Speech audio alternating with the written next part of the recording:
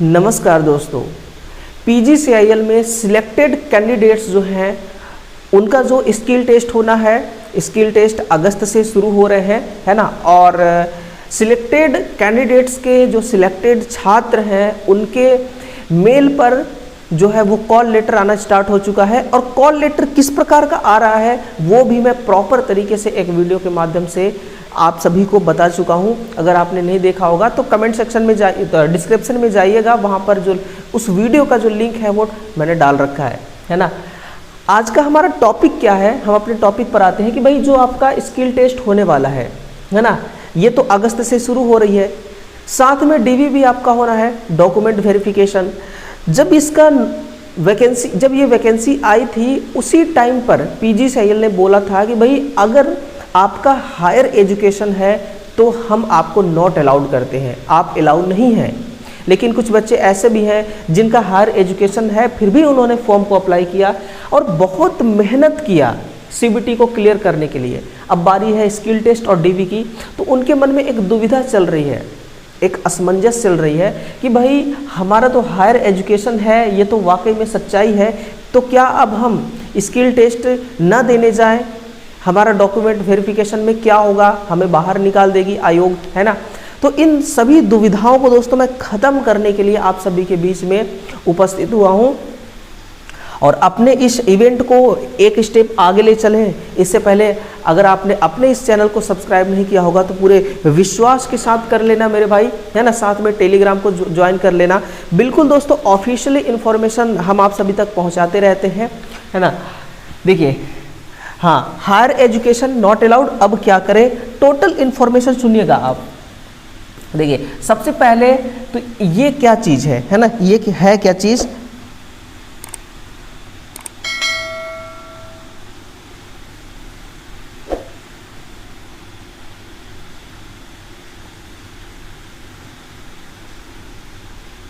ये देखिए ये क्या है ना।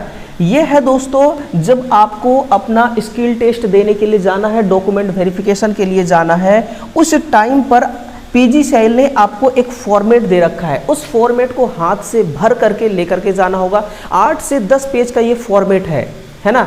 ये फॉर्मेट आपको कहाँ पर मिलेगा, ये उनके ऑफिशियल वेबसाइट पर भी मिल जाएगी। और कहाँ पर, मतलब कि आप अगर डायरेक्ट इस फॉर्मेट को डाउनलोड करना चाहते हैं तो आप हमारे टेलीग्राम को ज्वाइन करिए, आप हमारे व्हाट्सएप ग्रुप को ज्वाइन करिए, है ना, वहाँ से मिल जाएगा। और फिर डिस्क्रिप्शन में भी मैं लिंक लगा दूंगा, आप डायरेक्ट डाउनलोड कर सकते हैं। ठीक, अब आ जाइए, ये रही आपकी क्वालिफिकेशन वाली बात, है ना। उसी फॉर्मेट का दोस्तों यहाँ पर मैं एक कटिंग लेकर के आया हूँ। यहाँ पर क्या लिखा हुआ है कि क्वालिफिकेशन डिटेल्स, है ना, please till from 10th onward. यहाँ पर देखिए, जब आप फॉर्म को अप्लाई करते हैं ना, किसी भी वैकेंसी में फॉर्म को अप्लाई करते हैं तो वहाँ पर जब आपसे क्वालिफिकेशन मांगा जाता है तो क्वालिफिकेशन डालने के लिए कई सारे कॉलम होते हैं, है ना। वहाँ पर होता है कि आपने 10th कंप्लीट किया, ठीक है, आपने ITI कर लिया, ठीक है, इसके अलावा भी आपने कुछ और पढ़ाई लिखाई किया है ना, कुछ और भी अगर कोर्स आपने किया होगा, कुछ और आपके पास क्वालिफिकेशन होगा तो वो भी आप नीचे डालते जाइए, ऑप्शन के रूप में यहाँ पर रहता है ना। तो छात्र यहाँ पर क्या गलती करते हैं कि वहाँ पर अपना टोटल क्वालिफिकेशन दिखा देते हैं कि आपके पास DCA है, BA है, BSc है, क्या क्या आपने किया है, टोटल क्वालिफिकेशन दिखा देते हैं। जबकि कभी मत दिखाना, आगे आप ऐसा कभी गलती मत करना। जिस बेसिस पर आप फॉर्म को अप्लाई कर रहे हैं ना, सिर्फ वही क्वालिफिकेशन आपको दिखाना है। अब दिक्कत क्या आती है वो चीज़ मैं बता रहा हूँ, उसी दिक्कत का दोस्तों समाधान मैं बता रहा हूँ आपको, है ना। मतलब कि वो क्या दिक्कत आती है ऐसा करने से, वो अभी आप देखिए। अब यहाँ पर क्या कर रहा है जो PGCIL है, ये आपको कैसे DV में हटाएगा, है ना, हटाने का उनका स्ट्रेटजी देखिए। उन्होंने कितने कॉलम दे रखा है, 1 2 3 4 और 5, है ना। आप यहाँ पर डाल देंगे हमने 10th कंप्लीट किया है, फिर आप डाल देंगे ITI कंप्लीट किया है। अगर जिसने फॉर्म अप्लाई करते समय सिर्फ 2 ही क्वालिफिकेशन को डाला होगा, उसको यहाँ पर भी 2 ही क्वालिफिकेशन को डालना है ना। अगर आपने फॉर्म अप्लाई करते समय मेंशन किया होगा सिर्फ 10th और ITI को, तो आप यहाँ पर 10th और ITI लिखेगा, है ना। फिर स्पेशलाइजेशन इन डिसिप्लिन आपको यहाँ पर भरना है ना। फिर आप किस इंस्टीट्यूट से ये कॉलेज किए हैं, ये स्कूल की पढ़ाई किए हैं, बोर्ड का नाम लिखना है ना, कब से कब तक, फिर ये आपका कॉरेस्पोंडेंसी है या फुल है या पार्ट टाइम है ये लिखना है, फिर मार्क्स लिखना है ना, डिवीज़न, इस प्रकार से आपको भरना है।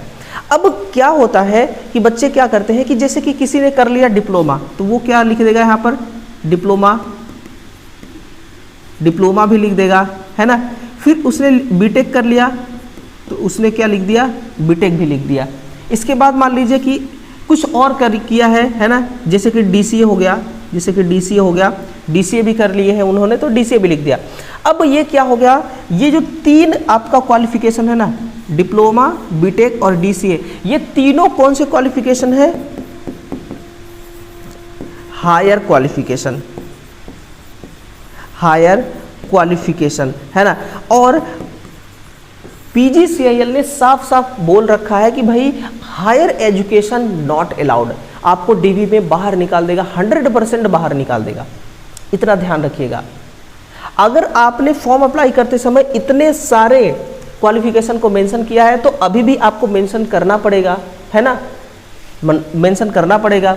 और फिर अगर आपने नहीं किया है तो फिर मच बेटर है दोस्तों, ठीक है। तो आगे चल के ध्यान दीजिएगा कि अगर आपने हायर एजुकेशन किया है, अगर आप उसको बताएंगे तभी उनको पता चलेगा। ऐसा नहीं, बैंक का सिस्टम नहीं है कि भैया जितने भी आपके इंडिया में जितने भी बैंक होंगे आपके नाम से, बैंक में अकाउंट खुले होंगे, हर अकाउंट में सेम आधार कार्ड होता है ना, एक ही आधार कार्ड नंबर से सारे आपके बैंक अकाउंट्स पता चल सकता है किस किस बैंक में आपका अकाउंट है ना। उस प्रकार से यहाँ पे तो नहीं होता ना कि आपने आईटीआई कर लिया, आईटीआई का उनको सर्टिफिकेट डीवी के लिए दे दिया, अब वो उसी सर्टिफिकेट के माध्यम से टोटल आपने क्या क्या कोर्स कर रखा है उसका पता लगा सकते हैं। ऐसा नहीं होता ना, जो आप बताएंगे कि हमने ये किया है तो वो वही मानेंगे, ठीक है। तो अगर भैया आपका हायर एजुकेशन है तो फिर डीवी में दिक्कत आने वाली है, सिंपल सी बात है, डीवी में क्या है, दिक्कत आने वाली है। देखिए अगर आपके पास आईटीआई है ना, डिप्लोमा है, डिग्री है, तो उसका यहाँ पर परसेंटेज आपको डालना होगा, first year, second year, third year, fourth year के हिसाब से दिए होंगे तो ईयर, सेमेस्टर के हिसाब से दिए होंगे आप तो सेमेस्टर का डिटेल्स डालेंगे, है ना ये। और दूसरी बात क्या है कि आपको जो अपना ये मेलिंग है ना, डाक का पता है, ये प्रॉपर तरीके से करना है, डालना है ना। ज्वाइनिंग लेटर इसी डाक के पते पर आने वाला है, ये भी ध्यान रखिएगा। मेलिंग जो है और ये परमानेंट एड्रेस है, इसको बेहतरीन तरीके से भरिएगा। अगर आपको नहीं पता अपने डाक का पता, कुछ ऐसे होते हैं जिनको नहीं पता है एक्चुअल में, है ना, उनको पहले पता करिए, इसके बाद आपको क्या करना है, अपना एड्रेस भरना है, ठीक है ना। और दूसरा एक और यहाँ पर इम्पोर्टेंट इन्फॉर्मेशन है कि ये इन्फॉर्मेशन इस बात पर है दोस्तों कि जैसे कि कहते हैं ना कि हमारा प्रमोशन कब होगा, तो प्रमोशन कई फैक्टर पे डिपेंड करता है। प्रमोशन जो है कई फैक्टर पे डिपेंड करता है। इनका यहाँ पर ये बोल रहे हैं कि भाई मेजर प्रोजेक्ट, अगर आपने कहीं पर अप्रेंटिसशिप किया है या फिर कहीं पर आपने ट्रेनिंग किया है ना, या फिर कहीं पर आपने कुछ भी किया है, तो उस ऑर्गेनाइजेशन का यहाँ पर आपको नाम भरना होगा। ऑर्गेनाइजेशन का नाम भरिए, है ना, यहाँ ये रही फिर से ऑर्गेनाइजेशन का नाम, एक और ऑर्गेनाइजेशन, यानी कि अगर आपने 2 ऑर्गेनाइजेशन में काम किया है, 2 कंपनियों में काम किया है, अप्रेंटिसशिप किया है, तो उसका डिटेल्स आप यहाँ पर डालिए, कब से लेकर के कब तक, कब से लेकर के कब तक, है ना, साथ में ब्रीफ भी, ठीक है।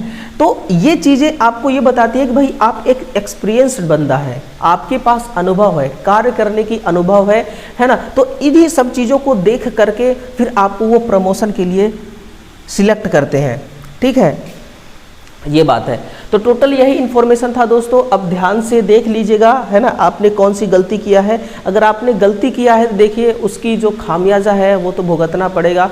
मैं चाहता हूँ कि आगे से आप ऐसी कोई गलती ना करें, है ना, इसलिए पूरे इन्फॉर्मेशन के साथ दोस्तों मैंने आपको बता दिया। वीडियो अच्छा लगा तो शेयर करिएगा, लाइक करिएगा और कमेंट करना बिल्कुल मत भूलिए। है ना, चैनल को भी सब्सक्राइब कर लीजिएगा। मिलते हैं दोस्तों अगले सेशन में, और अगले सेशन में हम लोग बात करने वाले हैं कि भाई आपका डॉक्यूमेंट वेरिफिकेशन के लिए क्या क्या डॉक्यूमेंट्स ले जाना होगा, और ख़ास तौर पर जो ओबीसी का एनसीएल सर्टिफिकेट है वो किस प्रकार से बनवाना होगा ताकि वो आपका डीवी में मान्य हो, है ना। Thank you.